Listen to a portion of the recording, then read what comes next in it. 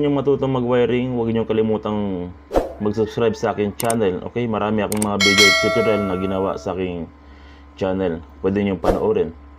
O kaya kung malapit lang kayo sa Lingayen, Pangasinan, pwede nyo bisitahin sa Artacho Street, Lingayen, Pangasinan para magpagawa kayo ng personal sa akin sa pagwawiring. Mga katropa, sira bang starter motor nyo? Mga katropa, itong video tutorial wiring ko is basic na sira ng starter motor natin. Hindi lahat ng starter motor is carbon ang sira. Mayroon ding ibang sira to. Ito, basic lang to mga tropa, share ko lang.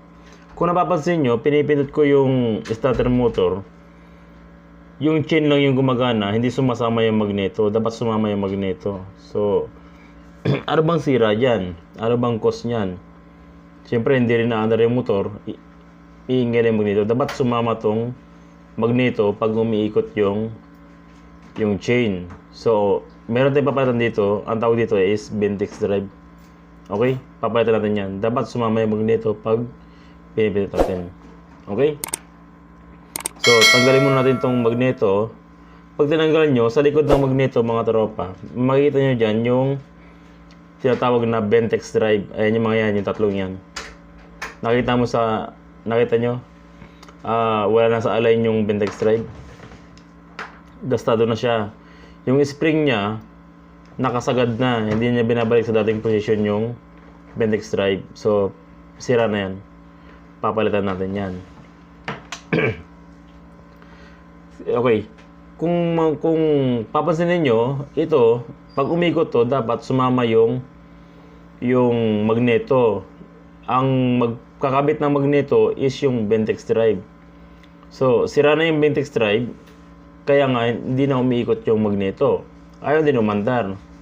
Kaya yung cause ng sira ng starter natin minsan. Yung basic na sira. Okay? Ito yung nagdudugtong dun sa starter chain, starter na gear, Ventex drive, tapos magneto. Okay? Ito yung Ventex drive na sinasabi ko. Gastado na masyadong luma na. So, naabot niya na yung maintenance. Papalitan natin yan. Okay? Ito yung itsura niya. Itong SYM bonus 110, kapares siya ng XRM 100, Wave 100. Yan, magkakapares yung mga yan. So, pag wala kayong makitang SYM na Ventex drive, kumuha kayo ng XRM tsaka Wave 100. Magkakapares lang yung mga yan. Okay? So, palitan natin siya ng bago para gumana yung starter motor natin. Ito yung XRM. So ngayon gagamitin natin yung XRM kasi yung available sa Lingayen, Pangasinan, XRM ang meron. So pwede na yan. Magkakaparehas lang ng modelo yan. So ito na. Kinabit ko na siya. Tignan yung pwesto niya. Good na yung spring. Bagong-bago siya. Okay? So ikabitan natin dun sa lagayan niya, magneto. Okay, so ito na. Sumasama na yung chain natin. Nakita niyo? So testing natin. Okay, kita niya, sumasama na siya. So, ayun ang problema mga tropa. Minsan pag walang starter, Ventex drive ang problema.